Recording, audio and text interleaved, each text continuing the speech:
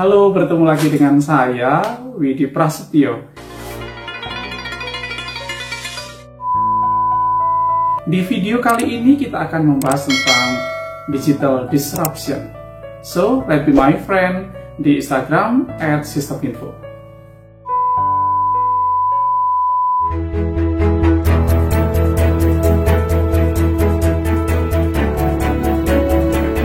Digital disruption, beberapa waktu terakhir ini kita diperdengarkan dengan pernyataan digital disruption, atau kita juga sering diperdengarkan dengan pernyataan tentang transformasi digital.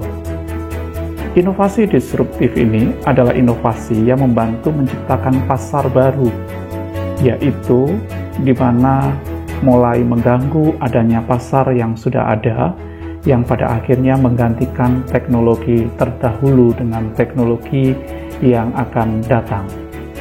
Inovasi yang akan menggantikan seluruh sistem lama dengan cara-cara baru, yang ini bersentuhan langsung dengan kaum milenial yang kita kenal sebagai generasi Y, adalah sekelompok orang yang lahir setelah generasi X, yaitu orang yang lahir pada kisaran tahun 80 sampai 2000-an. Para ahli dan peneliti biasanya menggunakan awal 80-an sebagai awal kelahiran kelompok ini dan sebagai orang-orang yang terlibat langsung di dalam perubahan-perubahan terhadap digital. Disruption tidak hanya sekedar cara kerja dari bisnis yang berhubungan dengan multi-level marketing atau bisnis startup dan hanya bermodalkan pada uang publik, juga bukan hanya soal trading, kemudian usaha brokerage, bisnis aplikasi yang digerakkan untuk mempertemukan supply dengan demand, kemudian tentang ojek online. Namun, lebih kepada bagaimana hubungan antara sistem informasi dan disruption. Sejatinya, disruption adalah mengubah bukan hanya cara berbisnis, melainkan juga fundamental bisnisnya, mulai dari infrastruktur biaya sampai ke budaya, bahkan ideologi industri. Disruption terjadi akibat perubahan cara-cara berbisnis yang dahulunya sangat menekankan pada owning atau kepemilikan, menjadi sharing atau saling berbagi, kolaborasi resource. Jadi kalau dahulu semua perlu dimiliki sendiri, dikuasai sendiri, sekarang tidak lagi. Sekarang kalau bisa justru saling berbagi peran. Disruption mengubah banyak hal, sehingga cara-cara bisnis lama menjadi obsolete, menjadi usang atau ketinggalan zaman. Seperti sebagian besar bangunan pabrik-pabrik yang dipenuhi dengan manusia-manusia yang bekerja di dalamnya, sekarang sudah mulai sangat berkurang, di mana lebih banyak digunakan dengan teknologi-teknologi berbasis robotik. Hal inilah yang menjadikan terjadi perubahan yang sangat mendasar dari fundamental tentang teknologi manufaktur. Disruption itu juga bukan sekedar fenomena hari ini, melainkan fenomena hari esok yang dibawa oleh para pembaru ke zaman ini. Pemahaman seperti ini menjadi penting karena sekarang kita tengah berada dalam sebuah peradaban baru. Kita baru saja melewati gelombang tren yang amat panjang yang tiba-tiba terputus begitu saja. Jebakannya adalah semakin berpengalamannya atau merasa semakin menguasai dominan satu bisnis itu, akan semakin sulit untuk membaca fenomena-fenomena yang terjadi. Perubahan-perubahan yang sangat cepat yang akan mungkin menerpa pada bisnis yang sedang dijalankannya. Mengapa? Karena pikiran seperti ini selalu diliputi oleh kemampuan masa lampau. Jadi, alih-alih menjelaskan orang berpengalaman tentang satu bisnis, bisa jadi, kata orang bijak, belajar itu sejatinya adalah menjelajahi 3 fase: learn, unlearn, dan relearn. Sebab dunia itu terus berubah. Disruption sesungguhnya terjadi secara meluas, mulai dari pemerintahan, ekonomi, hukum, politik, sampai penataan tata kota, konstruksi, pelayanan, kesehatan, pendidikan, kompetisi bisnis, dan juga hubungan-hubungan sosial. Bahkan konsep marketing pun sudah terdisrupsi. Kita bisa melihat embrio menuju pada e-government yang diterapkan oleh berbagai negara-negara, termasuk di Indonesia, dengan smart kampung, smart city yang berusaha menuju pada penerapan e-government. Sistem pendidikan online, layanan kesehatan jarak jauh, disruption telah terjadi di mana-mana. Dalam bidang industri pun, ia bahkan mengambil dan mengubah landasan hubungan dari kepemilikan perorangan menjadi kolektif kolaboratif. Disruption berakibat penghematan banyak biaya melalui proses bisnis yang menjadi lebih simpel. Ia membuat kualitas apapun yang dihasilkannya menjadi lebih baik ketimbang yang sebelumnya. Kalau lebih buruk, jelas itu bukan disruption. Lagi pula, siapa yang mau memakai produk atau jasa yang kualitasnya lebih buruk? Disruption berpotensi menciptakan pasar baru atau membuat mereka yang selama ini tereksklusi menjadi terinklusi, membuat pasar yang selama ini tertutup menjadi terbuka.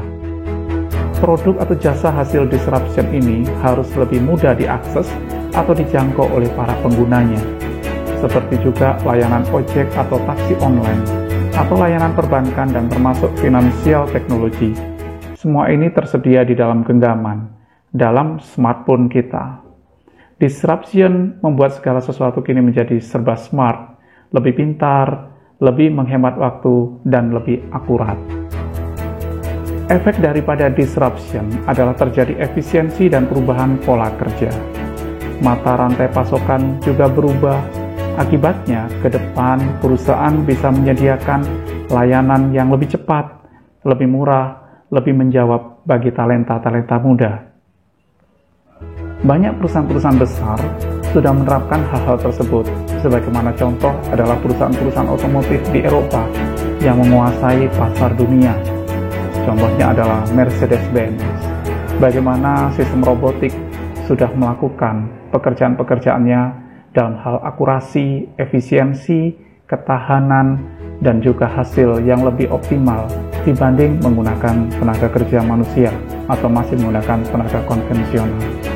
Hal inilah yang menjadikan bagaimana kekuatan daripada perusahaan-perusahaan besar yang memiliki value yang sangat besar tetap bertahan karena selalu mengadopsi terhadap kemampuan-kemampuan baru dan perkembangan teknologi-teknologi baru yang terus diterapkan dalam semua lini di dalam organisasi perusahaan tersebut.